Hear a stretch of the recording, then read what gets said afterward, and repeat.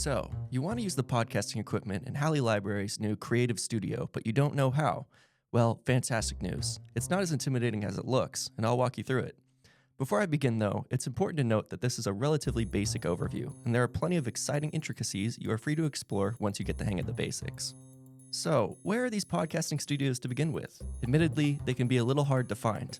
Walking through the entrance of the library, you'll want to head all the way to the back of the first floor, turn left, and then they are directly to the left of the archives. 2 of the podcast rooms are in the creative studio itself, and then there's also one in the hall. So now that you're in one, let's take a look at what we're working with. In front of you, you'll see 3 Rode podcasting mics, 3 sets of headphones, a RØDECaster Pro II, and a ThinkPad X1. You'll want to start with the mics and headphones, and the first thing you should notice is that there is a corresponding pair of headphones for every mic. Make sure the RØDECaster Pro II is off, and then plug in the number of mics and headphones you plan on using. There's a 4th channel to use, but due to our provided number of mics, you will likely only use channels 1 through 3. I'll be setting up the studio for 3 people, but you can apply this tutorial to 1 or 2 users as well.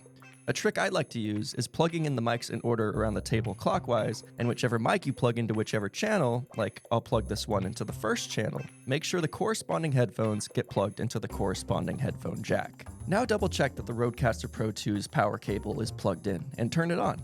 The first thing you'll want to do, if you're creating your own unique podcast, is hit the settings icon on the RØDECaster's touchscreen. You'll then want to tap on the Shows option and open Setup Wizard. This will allow you to specify the settings of your show depending on the amount of mics you're using. In terms of the audio settings, the preset levels are likely fine, though you'll want to make sure your levels peak in the green zone. But feel free to mess around with them as you see fit. Lastly, name your show and pick your icon, and then finally, you're good to get started. So now you're in the main interface, and all of these sliders, buttons, and dials look real scary. Let's start with these in the top right. These are your headphone volume controls for all your different sets, 1 through 3. These are for if you'd like to hear yourself, your co-hosts, and any sound effects or voice modulators you can use while recording that I'll explain in a bit. These sliders are very important. These are your recording volume controls. Usually, you'll probably want all your mics to stay at this line about 2/3 up. But if you want to fade yourself or anyone else in or out, adjusting the recording volume will adjust it in the recording in real time. Let me demonstrate by fading myself out. So I'm just going to start here at the normal level and then gradually bring the slider down so that my voice, steadily disappears, like it's getting quieter and quieter and quieter, and eventually it'll go out completely.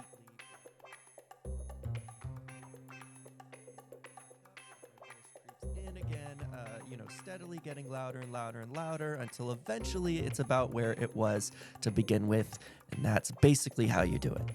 You also have the options below each channel to mute a channel or solo a channel, which basically means singling out one mic over the others.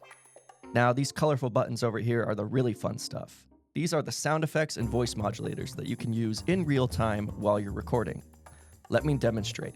There is a typical voice disguise, there is a pitch up option, there is a megaphone option, there is a monster option, there is a large robot option, there is a small robot option, and there's even a sensor button.